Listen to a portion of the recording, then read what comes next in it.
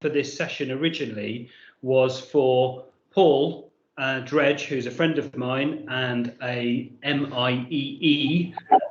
He was originally going to talk through his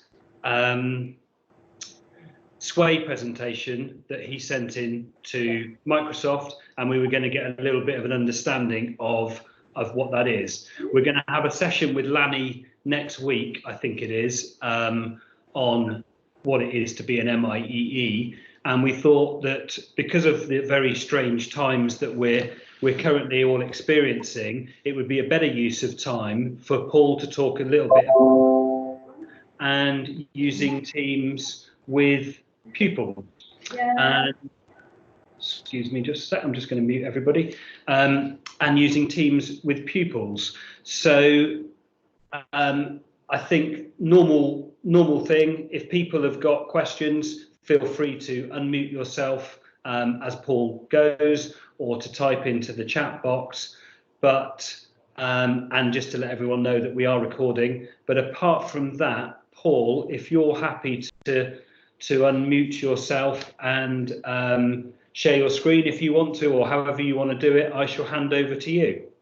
Cheers, thank you very much, Tom, and welcome everyone else. As Tom said, yeah, I've been an MIE expert for 5 years, about to finish my 5th year actually.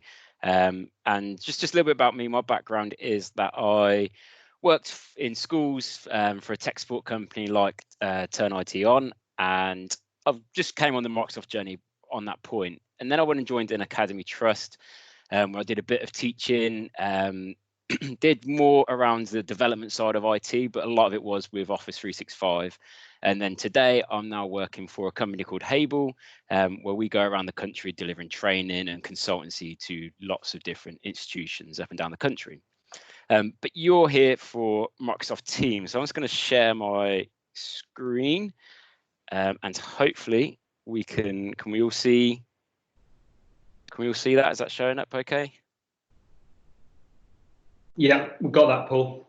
Brilliant. See that, Paul. Brilliant. Yes, so I'll just skip past this. With Microsoft Teams, before anyone starts using it, one of the questions we like to ask is, what is your main challenge today with your files and the way you're working with your students? If anyone wants to come off mute and just have a bit of input in what challenges you currently face with the way you're working now. Hi, my name is Samina. I wanted to ask you how I would set up a classroom for, the class notes and for things to set up for them to have access to it and be able to get reply from them. Okay. Yeah, we can certainly go into that. So I'll skip past some of this. So one of the main challenges is that students can't typically access their work easily when they're at home. And to have that collaboration as a class and work together on particular documents is always challenging with any technology using, which is where Microsoft Teams comes in a real good space. So it offers smarter ways of working, so we can share our documents from Teams to other people outside our teams. We do get the option to remember where we left off. We have simultaneous editing. It's in real time and automatically saves. So one of the biggest problems I always used to face when working with students was saving documents. They'd always forget to save a document, or their device they're using with battery would die and they wouldn't save it. Whereas Teams takes away that elimination. There's no problem with saving because it automatically saves for us, and we don't have to worry about where it's saved to because it's always saved to our team. So just going to talk a little bit about the teaching and learning side of Teams. Now it's made easier with using Microsoft Teams. I think this is quite useful that the top 10 skills have completely changed for future working and what employers are looking for in people going into workplace. And I think this is really important that these skills have changed from 2015 to 2020. It is a massive change, and a lot of it's still around the thing of complex problem solving, but the things like creativity, critical thinking, people management has shifted up the list compared to a lot of things. I mean, creativity is the big one that was in the top 10, but at number 10, and now it's at number 3. So it's trying to get students to do that with the way we teach them and the way they work now. Teams isn't like a fad application that's around for a little bit and then going to disappear. It is the world's fastest growing business app, not just in Microsoft history, but in any history at all. You can see there that some of the stats on how fast it's growing, it's huge. I've got some case, I can share these slides afterwards with yourselves, but there's some case studies on here of how different people are using Teams. One of the advantages of Teams is that it's a great way to communicate and collaborate, and we can customize some things in a team. So it's not like our team has to be as it's set out when we first set up a team. We can change some of the things like add tabs, add different file locations, customize it a little bit on what people can and can't do within Teams. Like I say, we've got assignment situation, we've got access to a grade book. It automatically creates our class notebook for us, and we can add in third-party applications. Teams is accessible from any device. As long as it's got an internet connection, we can access Teams. So whether that's a laptop, an iPad, iPhone, Android tablet, whatever it may be, you'll get the same experience of Teams no matter what device it is you're using. We'll skip past some of this stuff and we'll go straight into the team side of things. So if we have a look at the Teams itself, we can see that it is quite strange. When we first start using Teams, a lot of people are a bit overwhelmed with the layout of it because it's nothing like we've seen before with any of the other Office applications. So we have our menu down the left-hand side. We've got access to different things from this screen. And it can be a bit daunting, especially for students. They start getting clicky happy and clicking the different places when you want them to be on task in different areas. We are going to look at creating teams, but there's different types of teams we can create. So we have a class team, a PLC team, staff, and then an other team. And the difference between these is a class team creates us this class notebook. It allows us to use assignments. Students can't leave a team if we create a class team. And we can also mute students as well. Whereas in normal teams, we can't do that. So if we add a student to another team or just a normal standard team, then a student is able to leave that team without us stopping them. So it's really important that when we're creating our teams that we're selecting the right one for the right role. And we don't want to create a class team if we're looking to work with staff. You might want to create a staff team, but sometimes it might just be a case that the team you're creating is for others. So it's just for communicating and document storage rather than the fancy bits. So I'm just going to jump into teams so we can have a look. But this is our team window. So we have our options down this left-hand side here. So we've got things like activity, which is basically like a notification center. So we can get all our notifications appearing here. We have the chat functionality. So in here, this is for one-to-one or small group chats. Depending on how you want this set up, we can disable this for students or for a particular group of users. So this option can be disabled per user or user group. Because I know a lot of places don't want their students being able to send each other private messages without the teacher seeing. In Teams, we do have a big overhaul of all our different teams that we can be a part of. And we can just click into one of these teams, which then takes us to our actual team page. So a team has sections in it, and these sections are known as channels. So these are ways of separating your conversations, your work, your files, and having channels set up for different tasks or different projects or even subjects, depending on how you're going to do your teams. If you're primary-based students, you'd probably have a team set up for your year group, and then within your team, you'd have a channel for each subject. But then if you're from a secondary school, you'd probably have teams set up for each subject that your students are part of, and then use the channels to separate the different topics or workflows that you are doing. We have our assignments tab when it finally loads. Hopefully, there we go.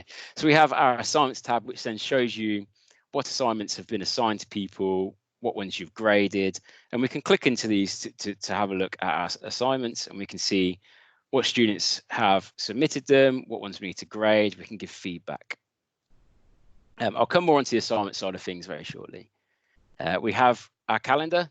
So this calendar shows a replication of your Outlook calendar. So in here, it's going to be exactly the same as what you see in Outlook, but the only difference is we won't see nice color-coded events. Our events will show up in one color. And from here, we can create these new meetings, and we can then create meetings with our students, and we can have a meeting in here. So I'm just going to do that now. So if I go to new meeting, then I can put my title in. I can put who's required to attend this. But with your students, you probably want to invite them all individually. We can meet in a channel. So in here, we could choose our class team, and then we could set up a channel for class meetings or whatever it may be, remote working we might create now. But we can select that channel in here. We'll put our title in here. Let's just put class 1. We'll put our date in. We can put if it repeats, and we can just put a bit of information in here. And then once we send this, it's then going to create our meeting in our channel for everyone to join. If it's done in a channel, then we don't have to send out these meeting invites. All our students can automatically join this meeting once it creates it in our channel. So I'm just going to dive back into the Teams area. So in here, we have our different channels, but by default, we have a general channel. The general channel is always created when Teams created, and the other channels won't be. So if I come out and we go into the actual creation of a team. So to create a team from our main Teams page, we have up here join or create. And it is very, very simple to create one. We can just click on the create a team button. This is when we get these options. So I said earlier on, class 1 is one you'd want to use if you're using it with your class. A staff one creates this staff notebook, which you might use, but a lot of schools tend to just use the other one for staff communication because they don't really need that specific class staff notebook, sorry. But if we go into the class, we put our class name in here, and we can press next. And that creates our team. Straight away, we can start adding our students. We can either start typing their name, and we can add our students in, or it might be a case you've got them in like an Excel spreadsheet or something like that, and we can copy and paste our students in here from a CSV file. We can sort of add this student. We can add our teachers. So if we add a teacher, they become an owner of the team with us.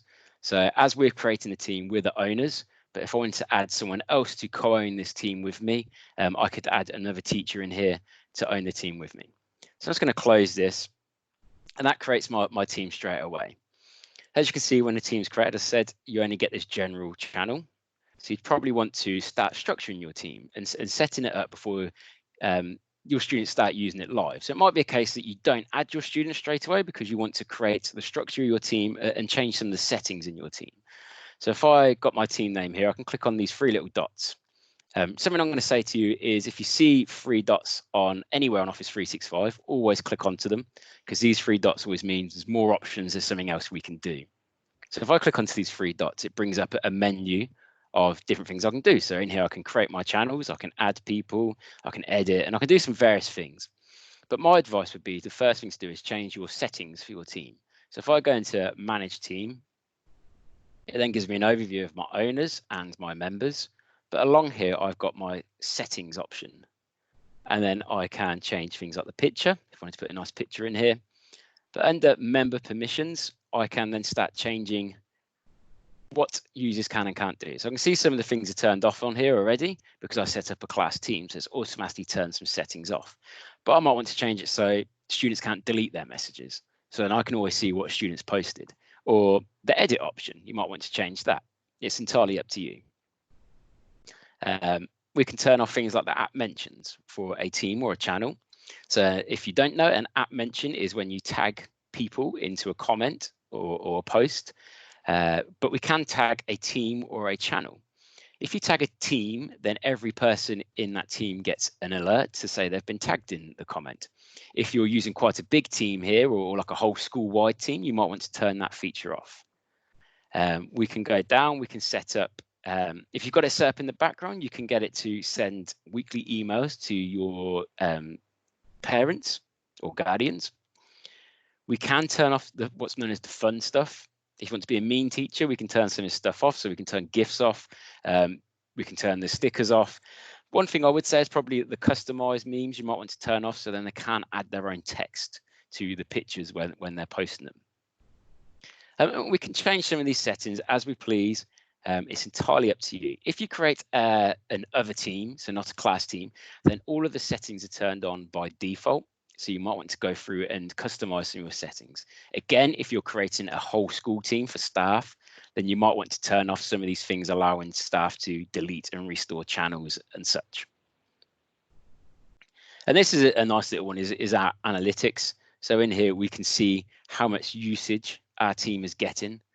So we can have a look at and see how many users are in our team, how much messages are happening, when it's been active. Gives them a nice little overview of our team. So we've checked our settings, we've customized it a bit. We'd want to build our channels. So I would go into my three dots again, and then I'd start creating my channels. I can add a description if I want to, and I can change the privacy. So if I set a channel to a private channel, that means I can choose who sees what's in that channel. So if you're wanting a separate space to have discussions, as just as teachers maybe, we could set up a private channel and have a private channel and have that teacher discussion in there, still in our team, so we're not having to go elsewhere, but it keeps it separate and we can choose who can see that information and who can access the files in there. So I'm just going to choose a standard channel.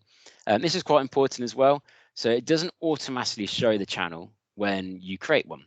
So if you tick this box, then you're not going to get a student coming back and saying, Miss or Sir, I can't find that channel, it's not on my list. If we tick this box, it's going to automatically show it. So when I add my channel, then I can just start building my channels up within here.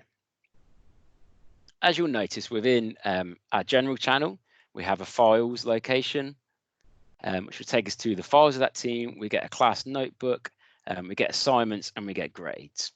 If I go to my other channel, I've just created, I don't get all these options, so I'd need to use the add tab and then create things if I want to add other tabs within here.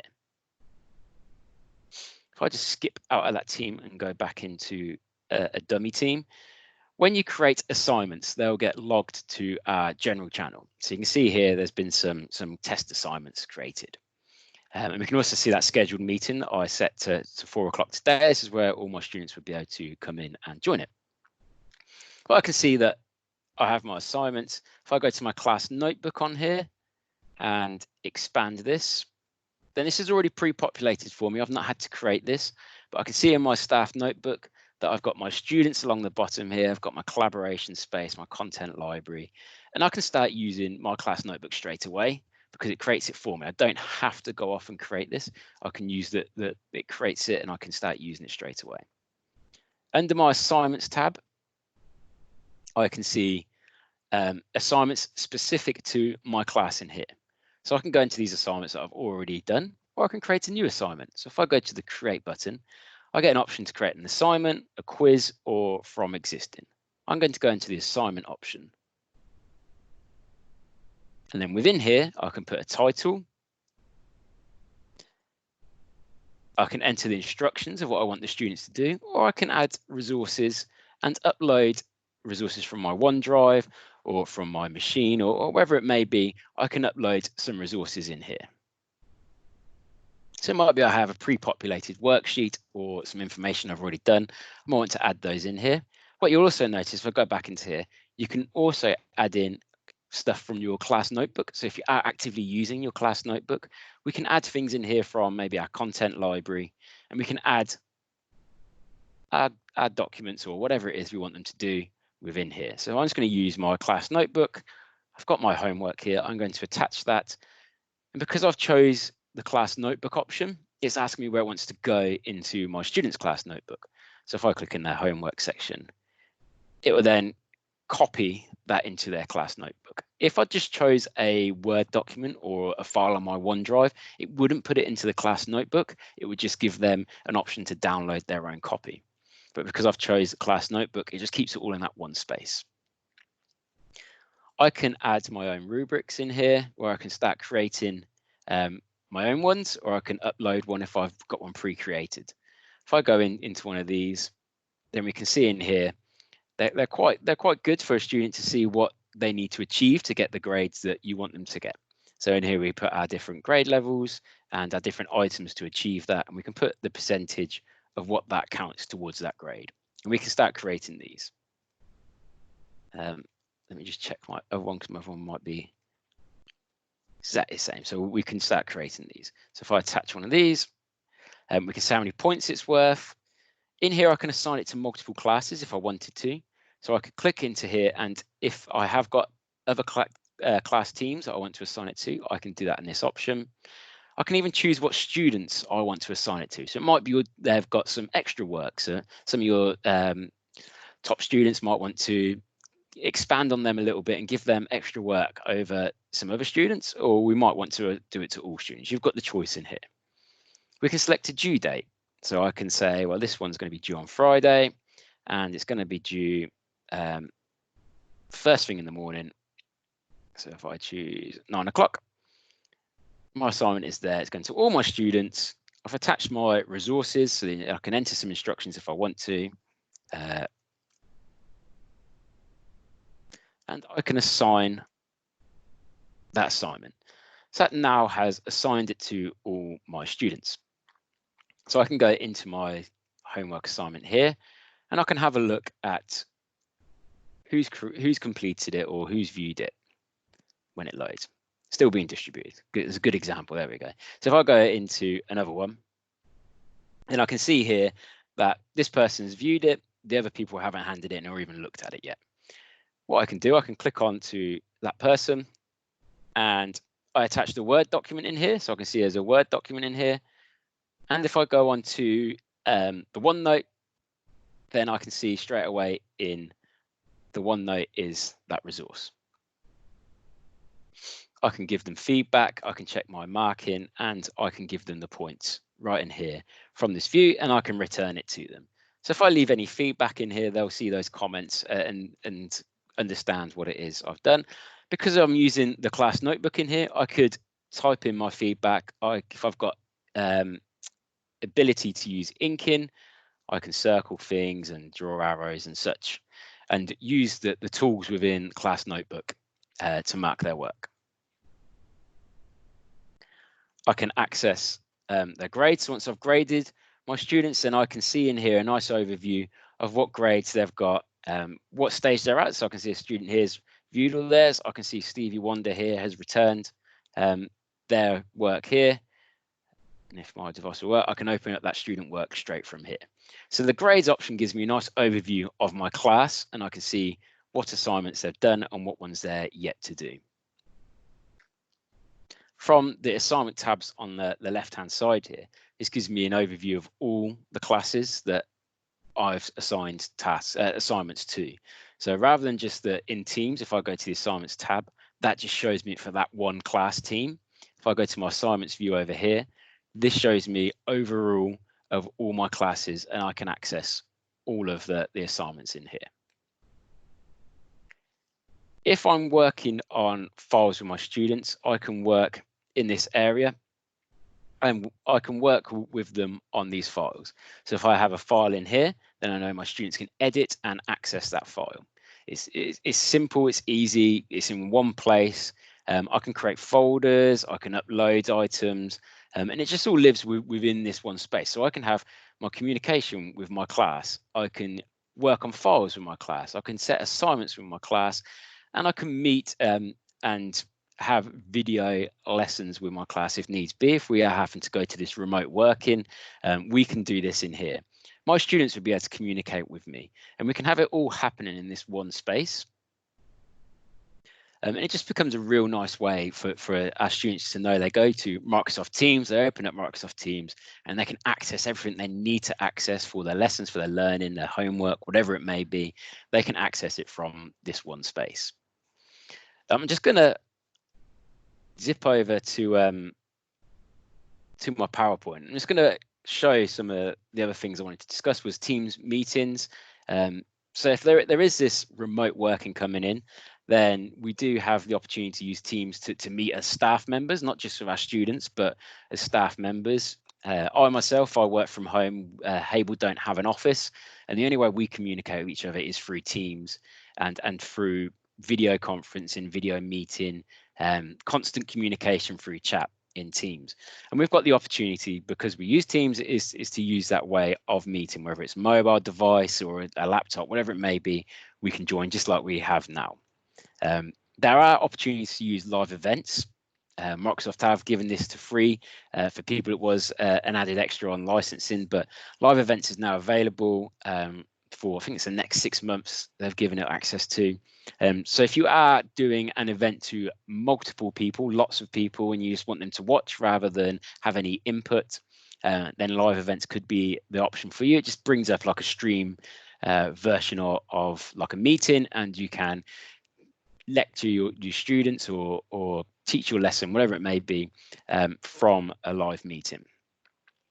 One of the things I love about Teams with meetings is this meetings life cycle, is that the pre-meeting, the in-meeting and post-meeting all live in the same place. So if we create a meeting in Teams, then the chat is there prior to the meeting. We can chat during the meeting, take notes, we can record the meeting, and then post-meeting, that all the information is there for us to access. I understand I have talked for quite a while, and you've probably got lots of questions. So I will open it up to everyone for questions if you do have any. Hi, Paul. It's Tom here. You're right, Tom. Hello. First of all, just to say thank you very much. That was great, and it's amazing what you managed to get through in 25. Exactly. 25 I think there's a couple of questions that have come through on the chat, which I don't have access to it, but yeah, if you want to read them out, then yeah, I'll read those out. And I think the other thing to say to everybody is that I'll post some more resources onto the team where people can follow up some of the specific things that Paul has talked about. I've already put on the team the link to the Microsoft presentation that Dom Williamson did a couple of days ago, which has got a lot of the stuff that Paul has talked about there in as well, particularly the before, the during and the after side of things. So we've already got that on there. And the main message that I would say to everyone, if you're we only introduced Teams to a lot of people on this program to use with staff members literally 2 weeks ago.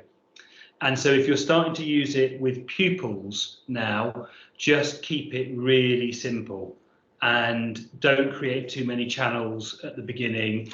Just go for something really, really simple. And obviously everything that's going on in the world at the moment is making all of this slightly more urgent, but try to keep it simple. So the first couple of questions, Paul, from Samina, are how can I add students in the class into different groups? And also, how can I differentiate work for individual students? I think you did touch upon that just after Samina asked the question. Samina, Is there anything else you want to say about those 2 questions? Yeah, I wanted to ask if do teachers have to add their own in their own team section, or do I set them up for each of the teachers? It's entirely up to you. So you can create them for other teachers and then assign them as a teacher and then help them with the management of it to get them going. Or the teachers can create them themselves. So it's entirely up to you on how you do it. Previously speaking, I have created them for schools.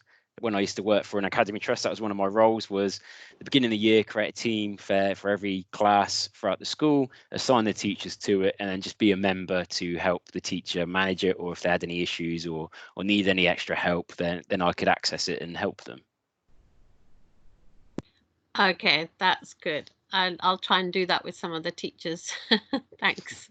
Yeah, and Samina, which is your school? Are you a secondary school? Yes, I'm a secondary school, but it's a special needs school, so we have different groups for every teacher and everything. So yeah, thanks. It's once the children are on and have got access to Office 365, then in theory they can start being added to Teams. But in lots of schools, obviously, the children aren't even used to logging on yet to Office 365. So again, it's just going carefully. So another question has come up. What would we need to put in place regarding safeguarding? And are all calls recorded, for example? No, not all calls are recorded. So you have the choice to record a call if you want to. It's entirely up to you. When a call is recorded, the people in the call are notified to say it is being recorded. So you can't do it sneakily or trying to catch anyone out or anything like that. And I'd always do the same thing. It say, I'm going to record this meeting. Does anyone object? The same way you might do if you're recording via tape or something like that when you are doing a meeting. For safeguarding, I would depend on the age of the students that are in your school, but I would, if primary level, would probably block students from using the chat functionality, or at least like year 5 and lower. Maybe year 6 it might be useful for their SATs revision and things like that. But I've heard some horror stories where students have said things to each other and things like that, and parents have got quite upset because it is a school messaging system. It is all traceable, so if there is anything sent on Teams or in anywhere on Office 365, you can access it through the Office 365 Admin Center. So if you do enable chat for your students and students are actively using it, it's worth letting students know that as an IT admin, you can see any of their conversations if you need to have a look into it for any like bullying cases or safeguarding issues. You do have that ability to do that. Yeah, thanks, Paul. I think the chat thing is the biggest thing for everyone to be aware of. And like Paul said in the call, if you do want to switch that off, you can speak to your Turn It On consultant, and they'll be able to do that for you. And you still have the conversations tab open, so students can still communicate with one another. They just can't do it sort of out of sight, so to speak. So another question from would chat be captured in record mode for those students using it for work and collaboration? So if you're as in recording a meeting, yeah, I think so. If you're recording a meeting, the chat isn't recorded with the meeting. It's just the video and audio that gets recorded. But the chat does stay there. So in your chat window, so if you go into the chat options, anything that's discussed within a meeting stays there after the meeting's finished. Yeah, so if people could go and find it in the channel, couldn't they? Yeah. If they go back and click on the meeting, they'll see the chat. Yeah. Has anyone else got any other questions for Paul? So I think, and that's just someone saying great and thank you. I'll just flick through that. So we're going to run another session similar to this, but to all our schools tomorrow. So if people have got staff at their school that following the session today with Paul, that you think it would be useful for them to come on the session, then just email or ask them to email Ellie, and she will invite them to that meeting that Martin's going to run at 3:45 tomorrow. One more question's just come in, Paul, before we let you go. If you've already set up a class notebook, can we attach that to a team? You can, but it's not very easy to do so. My advice would be to probably start again, and if you're using it, then you can do the copy sections to the class notebook. Microsoft did bring out the functionality of being able to add an existing class notebook, but in my experience, it's never worked brilliantly. And so I'd do the manual way of opening the two notebooks in OneNote on your desktop, and then doing the copy section if you are wanting to copy bits across or copy pages. Yeah, thanks. Okay, we are going to wrap it up unless there's any more questions in the next couple of minutes. There's one, seconds. There's one now. Can I add a worksheet to the notebook, or is it just copy and paste? As in a pre-made worksheet?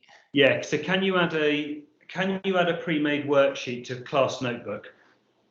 If it's in Word, you can either do an attachment, so you can insert and attach a file, or do a printout and do insert a printout version, or you can do a copy and paste. So you've got the options there. If you do it as an attachment, obviously when the student opens up that file, they could then download and save that copy, and then work on it and then put it back into their section of class notebook, or you could do a file printout and then they could either ink over it if they've got the possibility of inking, or add in any annotations or anything like that. And the other thought that people could potentially do is, we haven't talked about this on the programme yet, but there's an app that you can download onto your phone called Office Lens. And I mentioned it really briefly in the first session, but you can take a photo using Office Lens of a pre-existing worksheet and then send that photo as soon as you save it as a document, and you can send it directly to the OneNote class notebook that you want to use it in. And that's also a really quick and efficient way of making use of lots of materials that you've already got. So we're going to have that in one of the sessions a bit later on, but I will post something in the team with a link to some, there must be some training on the MEC, I would have thought, about using Office Lens, but that would be one other thought. Right, Paul, we really appreciate you coming on. That's all right, no problem at all. Changing what you were going to do about 24 hours ago, and yeah, really appreciate it, and thanks a lot, everybody. I will speak to everyone soon. Brilliant stuff. Thank you very much, everyone. If anyone does any further questions, I am on Twitter at Mr. Paul Dredge. So if you do have any other questions or any other follow-ups you wanted to ask me, happy to answer, or send them via Tom, and I'm sure Tom will be more than happy to contact me with them. Yeah, 100%. Thanks a lot, Paul. Great. See you, everybody. Cheers. Thank you very much, everyone. Thank you. Bye-bye. Bye.